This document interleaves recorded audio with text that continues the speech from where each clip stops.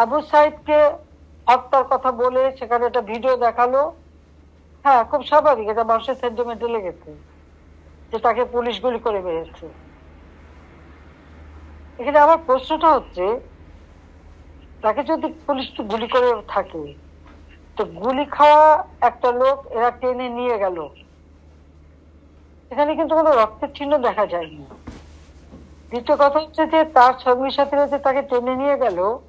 Double million offer Walton fridge কিনে পেতে পারেন 20 লক্ষ টাকা, রয়েছে কোটি কোটি টাকার নিশ্চিত উপহার। কোথায় নিয়ে গেল? যার গুলি লাগবে তাকে তো সাথে সাথে হাসপাতালে নেওয়ার কথা।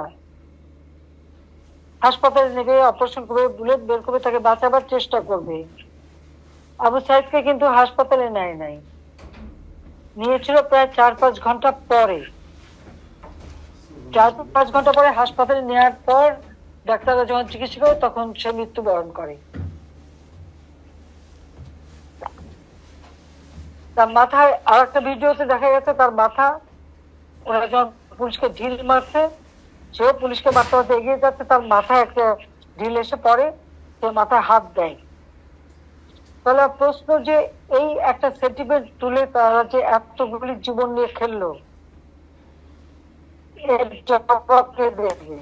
আমরা যে জুডিশিয়াল কমিটি করে দিলাম এই হত্যা তদন্ত করতে, আজকে এটা জবাব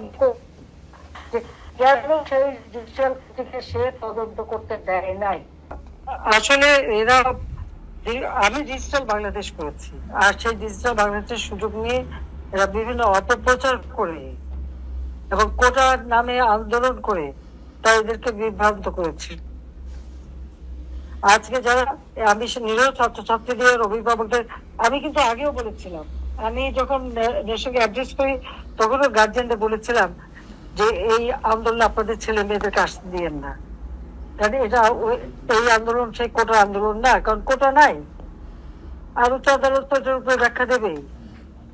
তখন আমি আহ্বান করেছিলাম, আর এখন আমি বলবো এই যে নিরীহ ছাত্রছাত্রীদেরকে বিভ্রান্ত করা হয়েছিল, আজকে তারা যখন এটা বুঝতে পারছে যে তাদেরকে ব্যবহার করা হয়েছে, শুধু এই ছাত্রছাত্রী কেন, এদের সবাই বিভিন্ন শ্রেণীর লোকই তো নেমে পড়েছিল কোটা কোটা করে, যখন কোনো ইস্যুই না কেউ আর ওটা চিন্তা করতে চায়নি, আর সমানে যারা কাজ করছে। কাজে তাদেরকে আমি বলবো যে ছেলে মেয়েরা তারা লেখাপড়া শিখুক, তাদের এই প্রতিহিংসা পরায়ণতা যেন না থাকে।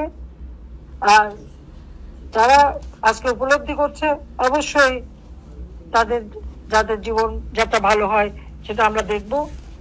কাজে যে এই যে উপলব্ধিটা হয়েছে, এটাই সবচেয়ে বড় কথা।